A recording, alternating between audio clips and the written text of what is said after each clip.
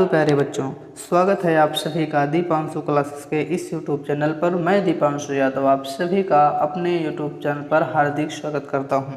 प्यारे बच्चों, आज का हमारा जो टॉपिक है वह कक्षा 12 से लिया गया है। कक्षा 12 हिंदी यूपी बोर्ड।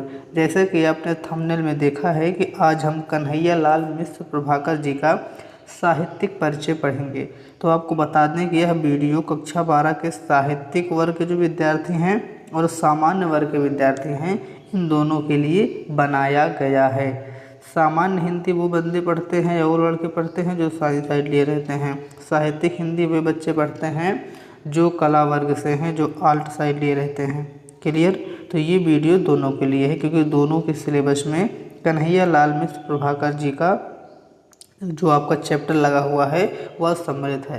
तो चलिए शुरू करते हैं कन्हैया लाल मिश्र प्रभाकर जी का साहित्यिक परिचय। इससे पहले डॉक्टर वासुदेव शरण अग्रवाल और जैनेन्द्र कुमार जी का साहित्यिक परिचय कंप्लीट हो चुका है। प्लेलिस्ट बनी है, आप जाकर के प्लेलिस्ट में चेक कर सकते हैं और पढ़ सकते हैं। चलिए शुरू करते हैं। अब हम इसको शुरू करने से पहले एक दो लाइन का मंत्र पढ़ देते हैं, फिर शुरुआत करते हैं। मंत्र इस प्रकार से है। कर्पूर गौरम करुणावतारम संसार सारम भुजगेन्द्रहारम सदा वसंतम हृदयारविंदे भवं भवानी सहितं नमामि। इसी के साथ भगवान देवादिदेव महादेव की स्तुति करते हुए आज की क्लास का शुभारंभ कर रहे हैं। तो आज हम पढ़ेंगे कन्हैया लाल मिश्र प्रभाकर जी का साहित्यिक परिचय। हमने आपको हर वीडियो में बताया है कि किसी भी लेखक का साहित्यिक परिचय या जीवन परिचय लिखने से पहले आपको उनका संक्षिप्त परिचय लिखना होता है। तो आज हम सबसे पहले इनका संक्षिप्त परिचय देखते हैं। आइए चलिए शुरू करते हैं। तो आप हेडिंग लगाइए संक्षिप्त परिचय। संक्षिप्त परिचय में आप लिखेंगे सबसे पहले नाम तो कन्हैया लाल मिश्र प्रभाकर। जन्म 1906 ईस्वी में। जन्म स्थान देवबंद सहारनपुर जो कि यूपी में है। यूपी का एक ज़िला है सहारनपुर, उसी में एक गांव है देवबंद। वहीं पर इनका जन्म हुआ था। किनका? कन्हैया लाल मिश्र प्रभाकर जी का। इनकी मृत्यु कब हुई थी? 1995 ईस्वी में इनकी मृत्यु हो गई थी। इनकी रचनाएं हैं क्षण बोले कण मुस्काएं, माटी हो गई सोना। ये दो रचनाएं आप इनकी लिखिए। उसके बाद भी रचनाएं हैं वो हम बाद में रचना की हेडिंग लगाते समय देखेंगे। तो इस प्रकार से आप इनका नाम, जन्म, जन्मस्थान, मृत्यु, रचना, ये इतनी हेडिंग के माध्यम से आपने इनका संक्षिप्त परिचय कंप्लीट कर लिया। अब चलिए हम जीवन परिचय अब देखते हैं इनका। तो संक्षिप्त परिचय के बाद आपको थोड़ा सा जीवन परिचय लिखना होता है, फिर आप साहित्यिक परिचय की तरफ अपना रुख कर सकते हैं। क्लियर? तो चलिए हेडिंग लगाइए आप जीवन परिचय। जीवन परिचय में लिखेंगे कि हिंदी साहित्य के उच्च कोटि के निबंधकार एवं प्रख्यात पत्रकार कन्हैया लाल मिश्र प्रभाकर जी का जन्म 29 मई 1906 ईस्वी में देवबंद सहारनपुर यूपी में हुआ था। इनके पिताजी का नाम पंडित रमादत्त मिश्र था। इन्होंने स्वाध्याय से ही हिंदी, संस्कृत, अंग्रेजी आदि भाषाओं का ज्ञान प्राप्त कर लिया। कहने का मतलब है कि ये सबसे पहले तो आप लिखिएगा कि हिंदी साहित्य के उच्च कोटि के निबंधकार थे एवं प्रख्यात पत्रकार थे। कौन? तो कन्हैया लाल मिश्र प्रभाकर जी। तो उच्च कोटि के निबंधकार एवं प्रख्यात पत्रकार कन्हैया लाल मिश्र प्रभाकर का जन्म 29 मई 1906 ईस्वी में हुआ देवबंद सहारनपुर यूपी में।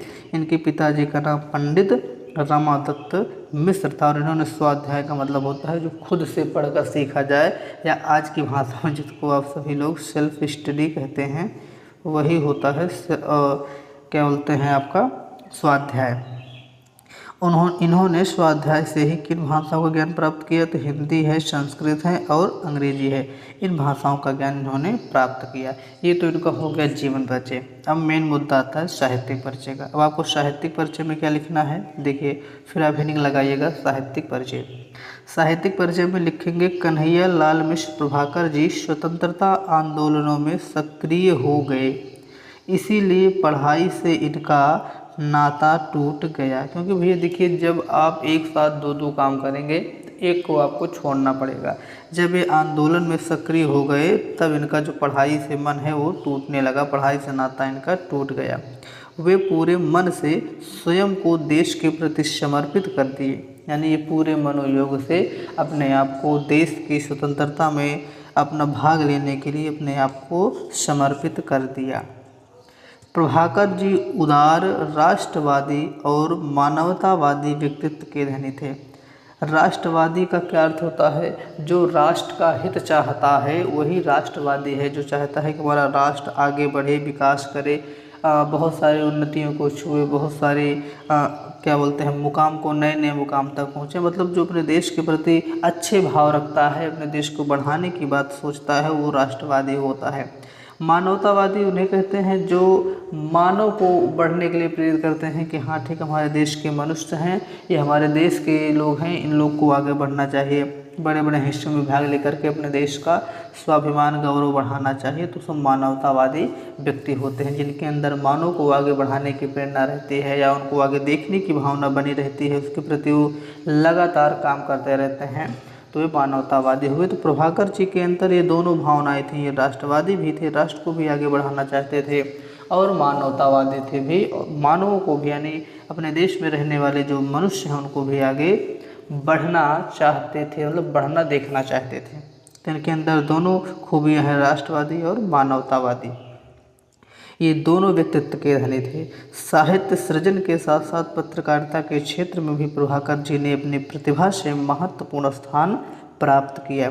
साहित्य तो ये सृजन करते थे ही नहीं, साहित्य तो लिखा ही करते थे, साथ ही साथ पत्रकारिता में भी इन्होंने अपनी अद्भुत प्रतिभा का प्रदर्शन करते हुए महत्वपूर्ण स्थान प्राप्त किया। यानी साहित्य सृजन में भी और पत्रकारिता में भी इन्होंने अपना महत्वपूर्ण स्थान प्राप्त किया। सामाजिक, राजनीतिक और शैक्षिक आदि समस्याओं पर प्रभाकर जी ने निर्भीक होकर के प्रेरक लेख लिखे।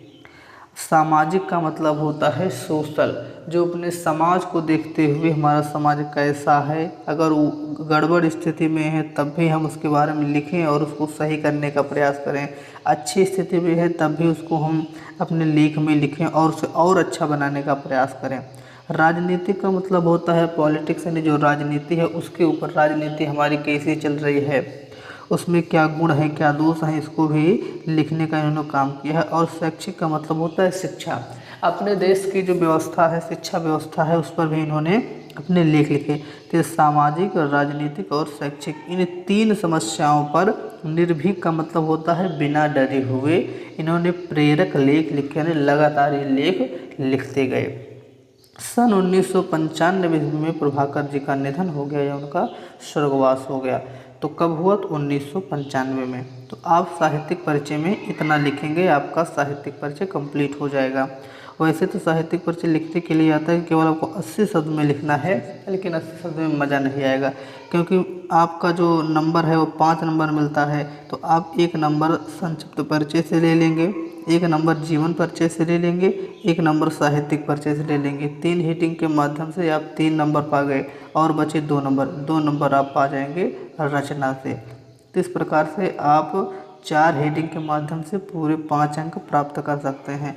और अगर आप ऐसे लिखेंगे तो एग्जामिनर आपको 3 नंबर या 4 नंबर देकर निकल जाएगा। तो इसीलिए हेडिंग के माध्यम से लिखिए और अच्छे से अपना 5 अंक प्राप्त कीजिए।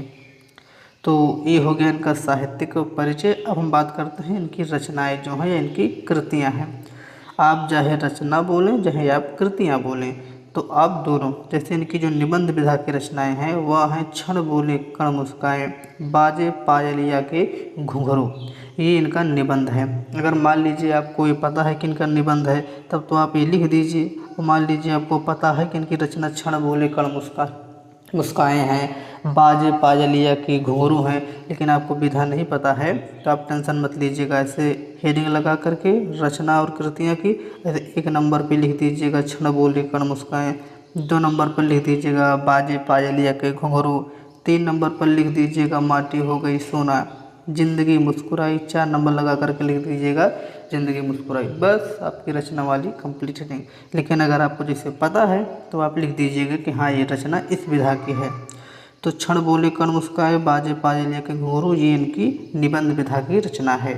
उसके बाद बात करते हैं माटी हो गई सोना, जिंदगी मुस्कुराई, नई पीढ़ी के विचार, भूले बिसरे चेहरे, दीप जले शंख बजे। ये सब इनका रेखा चित्र और संस्मरण विधा की रचना है। उसके बाद हम देखते हैं इनकी कहानी। तो इनकी 2 कहानियाँ भी मिलती हैं, एक है धरती के फूल, एक है आकाश के तारे। ये इनकी कहानी है। आप रचना इनकी एक बार याद कर लिए, क्योंकि पेपर में पूछ लिया जाता है। जैसे एक बार पेपर में आया था भूले बिसरे चेहरे किसकी रचना है, तो ये कन्हैया लाल मिश्र प्रभाकर जी की रचना है। इसी प्रकार से पूछ सकता है धरती के फूल किसकी रचना है, तो क्या बोलते हैं आपके कन्हैया लाल मिश्र प्रभाकर जी की रचना है। इसके बाद इन्होंने संपादन किया था 2 चीज़ का, एक है नया जीवन और एक है ज्ञानोदय पत्रिका। तो इनमें से ये वाली महत्वपूर्ण है, क्योंकि एक बार पूछी गई थी ज्ञानोदय किसकी रचना है, तो ज्ञानोदय आपके कन्हैया लाल मिश्र प्रभाकर की रचना है और यह एक पत्रिका है, ज्ञानोदय नामक पत्रिका। तो इस प्रकार से आपने इनका संपूर्ण साहित्यिक परिचय का आज अध्ययन कर लिया। तो आपको इतना ही लिखना है पेपर में, आप पूरे के पूरे अंक प्राप्त करेंगे, ये हमारी गारंटी है। एक बार देख लीजिए कैसे आप लिखेंगे। आप हेडिंग लगाएंगे ऐसे कन्हैया लाल मिश्र प्रभाकर जी का साहित्यिक परिचय, फिर आप साहित्यिक परिचय लिखने से पहले संक्षिप्त परिचय लिख करके इस प्रकार से आप पूरा बॉक्स बना देंगे। फिर आप दूसरी हेडिंग लगाएंगे जीवन परिचय की, जीवन परिचय में आप पूरा इतना लिखेंगे। फिर आप तीसरी हेडिंग लगाएंगे साहित्यिक परिचय की, साहित्यिक परिचय में आपको लिखना रहेगा पूरा इतना, आप इतना साहित्यिक परिचय में आराम से लिख दीजिएगा। फिर आते हैं आखिरी हेडिंग जो रहेगी आपकी रचना की। रचना में आप निबंध, रेखा चित्र, जितनी भी रचनाएं हैं ये और आखिरी में आप लिखेंगे इनकी संपादन, नया जीवन और ज्ञानोदय, इन 2 पत्रिकाओं का इन्होंने संपादन किया। तो इस प्रकार से आप इनका जीवन परिचय लिख लेंगे। तो मुझे आशा है कि आपको वीडियो पसंद आया होगा। चलते चलते आपके लिए हंसने वाली इमोजी बना दें, फिर वीडियो का समापन करते हैं। ये रही हंसने वाली इमोजी। आप सभी लोग प्रेम पूर्वक हंसते रहें, पढ़ाई करते रहें। फिर मुलाकात होगी नेक्स्ट वीडियो में। तब तक के लिए बहुत बहुत धन्यवाद। आप सभी लोग अपना प्यार दुलार बनाए रखें। वीडियो को लाइक करें, शेयर करें एंड सब्सक्राइब भी कर दीजिएगा। ठीक है, आप लोग प्लेलिस्ट ज़रूर चेक कीजिएगा। फिर मुलाकात करते हैं दूसरे वीडियो में। तब तक के लिए बहुत बहुत धन्यवाद।